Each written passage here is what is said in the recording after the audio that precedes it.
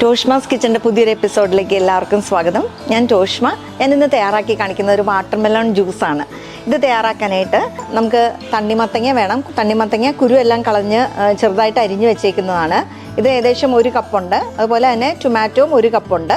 ഇത് ഷുഗർ സിറപ്പാണ്. നിങ്ങൾക്ക് 1 table spoon പഞ്ചസാര, കുറച്ച് വെള്ളം ചേർത്ത് ഒരു സിറപ്പാക്കിയാൽ മതി. ഇത് ബേസിൽ ലീവ്സ് ആണ്. നമ്മുടെ രാമതുളസിയാണിത്. ഇത് നമ്മൾ റെസിപ്പീസിലൊക്കെ നമ്മൾ ബേസിൽ ലീവ്സ് സാധാരണയായിട്ട് യൂസ് ചെയ്യാറുണ്ട്. അപ്പം ഇനി ഇത് തയ്യാറാക്കാനായിട്ട് നമുക്ക് എന്ത് ചെയ്യണമെന്ന് വെച്ച് കഴിഞ്ഞാൽ, ഇത് തയ്യാറാക്കാനായിട്ട് നമുക്ക് ഷുഗർ സിറപ്പ് ഒരു 4 ടേബിൾ സ്പൂൺ ഷുഗർ സിറപ്പ് ഞാൻ ഒഴിച്ചു.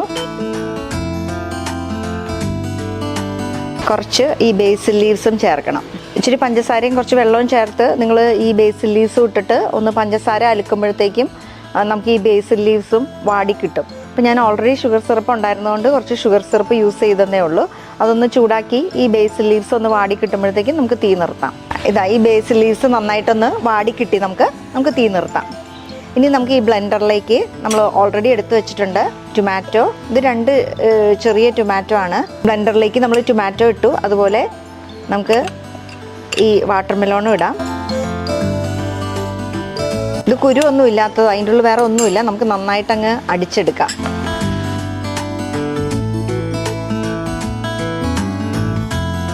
നന്നായിട്ട് നമ്മൾ അടിച്ചെടുത്തു. ഞാനൊന്ന് അരിച്ചും കൂടി എടുക്കുക. എന്താണെന്ന് വെച്ചാൽ അതിൻ്റെ ഉള്ളിൽ മറ്റേ തക്കാളിയുടെയൊക്കെ കുരുവൊക്കെ അറിയാതെ അങ്ങനെ കിടക്കുന്നുണ്ട്. ഇത് നമ്മൾ ടൊമാറ്റോ അതുപോലെ വാട്ടർമെലോണും കൂടി ഒരുമിച്ച് അടിച്ച് വെച്ചതാണ്. നമ്മൾ ഒരേ ക്വാണ്ടിറ്റി തന്നെയാണ് ടൊമാറ്റോയും അതുപോലെ വാട്ടർമെലോണും എടുത്തേക്കുന്നത്. ഇനി നമ്മളിത് ഷുഗർ സിറപ്പിൽ ബേസിൽ ലീവ്സ് നമ്മൾ ഒന്ന് വാടുന്നിടം വരെ ചൂടാക്കി നമ്മൾ വെച്ചിട്ടുണ്ട്. നമുക്ക് ഇങ്ങനെ തന്നെ ഒരു ഗ്ലാസ്സിലേക്ക് സെർവ് ചെയ്യാം.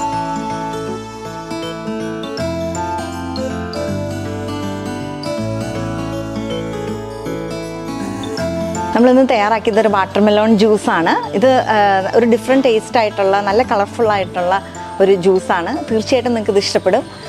ട്രൈ ചെയ്ത് നോക്കണം. മറ്റൊരു റെസിപ്പിയുമായി അടുത്ത എപ്പിസോഡിൽ നമുക്ക് വീണ്ടും കാണാം.